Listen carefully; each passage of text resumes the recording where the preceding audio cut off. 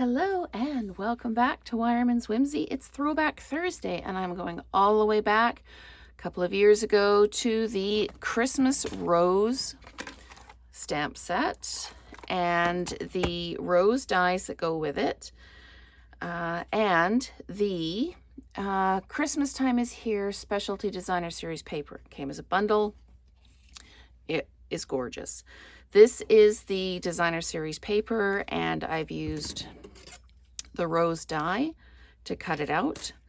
I've also used a brushed metallic foil paper, and I've cut out a frame using the two largest stitched rectangle dies. I've cut out the Merry Christmas from the stamp set using a stitched rectangle die also. The interior of the card front here, I used the smaller of the two stitched rectangle dies and cut it out so that it fits inside the frame. I didn't want them to be kind of sitting above each other. And then I've used the Time Worn Type 3D embossing folder just to give it some texture in behind. So I've pre-cut everything and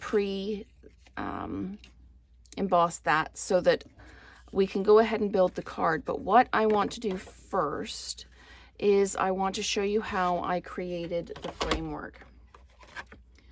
So I just need to move all of this out of the way and just grab these pieces. Okay, so I've got my base plate, I've got my shim plate, and I've got my cutting mat here. Again, putting this on an angle because we don't want that big thump as it goes through the wheel or the roller in the machine. I'm just going to tag down kind of the edges of this because I don't really want it to move while I'm trying to set up the other die. Basically, we're just eyeballing this to make sure that it is kind of centered and that we're looking good, equidistant. And then we're going to take and put this together. Because we're not specifically cutting out a shape with this one, I just need to hold the two dies together. I don't need to hold it against the background. So I'm just going to sandwich that up. And with the metallic foil finish papers, you want to either use a new top cutting plate or use the other side so that you don't get the imprint of the fuzziness on the cutting plate on your paper. Okay, so I'm just going to set all of that off to the side, and I can take my... And this honestly is probably the longest part of the process. This is the scrap piece on the outside. We don't need to really worry about that one. We can just peel it right off. Then we need to just very carefully dislodge our stitched rectangle plate. This leaves you a gorgeous piece in the middle that you can use on something else. You know how I am about my foil paper. It's expensive and I don't like to waste it, so this will be used on another card. And then we very carefully, just using a fingernail, just start to pop this out of the frame. And like I say, this is really the longest part of this whole card build, is getting this frame out of the die. So I'm just going to just pull it up. There we go. Once you get it started, it goes pretty well. But some of those little stitched pieces are quite tight. There we go. Just make sure we don't have any little loose ends. All right, I'm going to put those off to the side. Now, I need to glue this to the card front.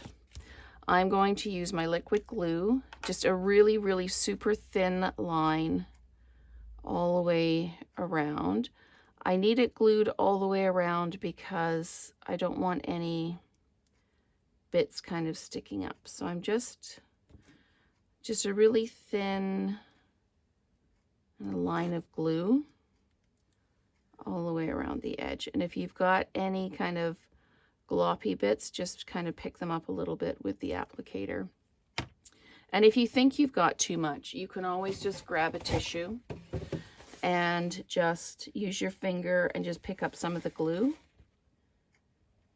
because you don't want it to glob out onto the card. So I'm going to pick this up.